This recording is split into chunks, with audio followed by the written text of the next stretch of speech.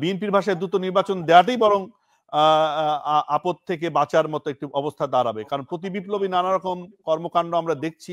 এই সরকার কতটা শক্তিশালী বা সরকার নয়, আইন শৃঙ্খলা পরিস্থিতি, অর্থনৈতিক যে পরিস্থিতি, তার যে সংকট, দ্রব্যমূল্যের ঊর্ধ্বগতি, নানা রকম সংকট, নানা রকম দাবি দাবা নিয়ে বিভিন্ন জনগোষ্ঠী মাঠে আছে। কলকারখানাগুলো ঠিক মতো চলছে না, পুলিশ প্রশাসন এখনো তারা কাজ করছে না, প্রশাসনও নানা রকম অস্থিরতা আছে, নানা রকম ব্যাকবাইটিং আছে, যেটি হচ্ছে প্রতি বিপ্লবী এক ধরনের প্রবণতা আছে, যেটি মানিক ভাই বললেন। ফলে এত সত্ত্বে যদি একটি রাজনৈতিক সরকার দ্রুত আসে তাহলে সংকটটি ওভারকাম করা যাবে, এরকমই বিএনপি বলবার চেষ্টা করছে। আপনারা কি ভাবেন? না দেখেন, একটা কথা এখানে আসছে, সেটা হচ্ছে যে এই সরকারটা কিন্তু অনির্দিষ্টকালের জন্য সরকার না। আবার আমাদের সংবিধানে যেমন তত্ত্বাবধায়ক সরকারের একটা সীমা দেওয়া ছিল, 3 মাসের মধ্যে তারা অবাধ সুষ্ঠু নিরপেক্ষ নির্বাচন দিয়ে চলে যাবে। কিন্তু এই সরকার একটা বিশেষ প্রেক্ষাপটে আসছে, যেটা জুলাই আগস্টের অভ্যুত্থানের মধ্য দিয়ে একটি সরকার উৎখাত হয়েছে, তারা পালিয়ে গিয়েছে। এরপরে এই দেশের ছাত্র জনতা সবাই এই সরকারকে সমর্থন করেছে, সেই সাথে সকল রাজনৈতিক দল। তো এই সরকারের কিন্তু সবচেয়ে বড় যে অর্জন, সেটা হচ্ছে যে এই দেশের জনগণ এবং সকল রাজনৈতিক দল তাকে সমর্থন দিয়েছে। এখন এই সরকার যে সংস্কারের কথা বলেছে, বিএনপি সহ আমরাও কিন্তু এই সরকারকে বলেছি যে তারা যে সংস্কারগুলো করতে চায় সেই সংস্কারগুলো দ্রুত করেই তারা নির্বাচনে যাক, বিএনপি এটা বলেছে। কিন্তু আমরা সরকারের কাছ থেকে একটা স্বচ্ছ ধারণা পেতে চাই, যেটা রোড ম্যাপের কথা বলা হচ্ছে, যে সরকার তো বলবে যে আমি এই জায়গাগুলো করব, যেমন তারা কিছু কমিশন করেছে সংস্কারের জন্য এবং ডিসেম্বরের মধ্যে রিপোর্ট দেওয়ার কথা রয়েছে। কিন্তু দেখা যাচ্ছে যে সেই সংস্কার কমিশনগুলো তারা দৃশ্যত কোনো কাজ কিন্তু এ পর্যন্ত দেখাতে পারছে না। তারা কি করছে এগুলো তো রাজনৈতিক দলগুলোর সাথে সংলাপ হতে হবে, কারণ রাষ্ট্রটা কিন্তু চালাবে শেষ পর্যায়ে কিন্তু এই রাজনৈতিক দলগুলোই। কারণ আপনি নির্বাচন যখন বললেন যে সংস্কার কমিশনগুলো দৃশ্যমান কোনো তৎপরতা দেখাতে পারছে না, বা আপনারা একজন শীর্ষ রাজনীতিবিদ হিসেবে আপনি এ কথাটি বললেন, কিন্তু এ তো হবার কথা ছিল না। কারণ হচ্ছে যে এটি বিপ্লব পরবর্তী একটি সরকার, জনগণের অভ্যুত্থানের মুখে সরকার, তার অভিপ্রায় বা আকাঙ্ক্ষাকে ধারণ করে কিন্তু সরকার সংস্কার কর্মসূচির দিকে এগোচ্ছে। ফলে সেখানে এই ধরনের কি বলে, আপনি যেটি বললেন যে সেরকম দৃশ্যমান কোনো আমরা প্রবণতা বা পদক্ষেপ দেখছি না, মানে এই বক্তব্য কেন আপনি দিচ্ছেন? মানে কেন আমরা দেখছি না দৃশ্যমান পদক্ষেপ? আমরা যেমন সরকারকে বলেছি যে আমরা আপনাদেরকে সহযোগিতা করতে চাই এবং করছিও, এবং এই সরকার ব্যর্থ হওয়া মানে আমরা সকলেই ব্যর্থ হয়ে যাওয়া। কারণ একটি অভ্যুত্থানের পরে এই দেশের ছাত্র জনতা এবং সকল রাজনৈতিক দলগুলো এই সরকারকে সমর্থন দিয়েছে। ফলে এই সরকারের সঙ্গে আমাদের যে এখনো দূরত্ব তৈরি হয়েছে তা না, আমরা সরকারের সঙ্গে নিয়মিত যোগাযোগ, বা সরকার আমাদের ডাকছে আমরা যাচ্ছি, বা আমরা আমাদের কথা থাকলে বলছি। কিন্তু একটা জিনিস জনগণ যেটা চায় এবং সব রাজনৈতিক দলগুলো, যে সরকারের মধ্য থেকে জনগণকে এবং রাজনৈতিক দলকে লোকে আশ্বস্ত করতে হবে যে তারা কি করতে চাচ্ছে এবং কতদিনের মধ্যে সেই কাজগুলো করবে, কারণ তাদেরও একটা লিমিটেশন আছে। কারণ রাজনৈতিক দলগুলো ক্ষমতায় যায় জনগণের প্রত্যক্ষ ভোটে, এবং সংবিধানে একটা কথা ক্লিয়ার আছে, সেটা হচ্ছে যে জনগণ রাষ্ট্রের মালিক। এই মালিকানা কিভাবে সে প্রতিষ্ঠা করে? অবাধ সুষ্ঠু নিরপেক্ষ নির্বাচনের মাধ্যমে তার প্রতিনিধিকে রাষ্ট্রীয় ক্ষমতায় পাঠায়।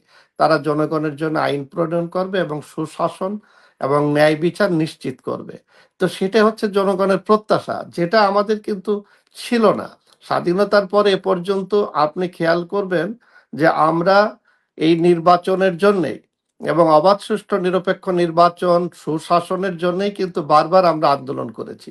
এবং বলা হচ্ছে 90-এর যে গণ আন্দোলন হয়েছিল, সেই গণ আন্দোলনের আকাঙ্ক্ষা কি ছিল? এবার যে বিপ্লবটা হলো, এই সবগুলোর আকাঙ্ক্ষা কিন্তু সেই মুক্তিযুদ্ধের সময় যেগুলো ছিল তা একই এবং অভিন্ন। তখন দেখা গেল ন্যায় বিচার ছিল না, তখন ভোট দিয়েছি কিন্তু নির্বাচিত সরকারের কাছে ক্ষমতা হস্তান্তর করা হয়নি, এই সব মিলেই গণতন্ত্র ছিল না।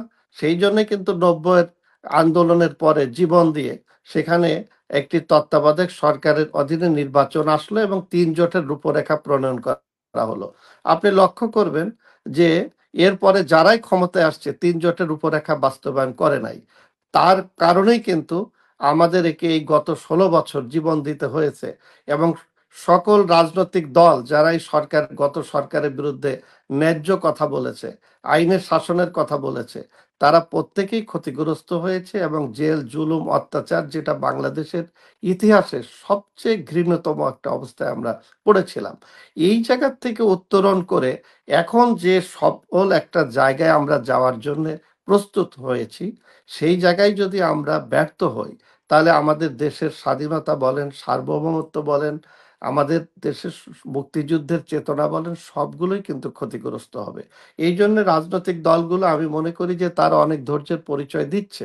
সেখানে আমরা সরকারের কাছে বারবার আমরা একটা কথা বলছি যে আপনি নির্বাচনের জন্য রোড ম্যাপ যেটা দেন, আপনি পরিষ্কার করেন যে আমি এই সংস্কার করতে চাই, এতদিনের মধ্যে করব, এরপরে আমি নির্বাচন দিতে চাই। এই জিনিসগুলো, কারণ কি আপনি দেখেন, আমরা যারা রাজনীতি করি, আমরা যারা নির্বাচনমুখী, আমি নিজেও কয়েকবার নির্বাচন করেছি, জাতীয় সংসদ নির্বাচন করেছি না, মাগুরা থেকে। মিজানুর ভাই, যে আপনি আমাদের যেটা নির্বাচনের জন্য দলকে কিন্তু প্রস্তুত করতে হয়, না, নিজেদেরও সেভাবে আপনি প্রস্তুতি আপনি নিতে যেটা হয়।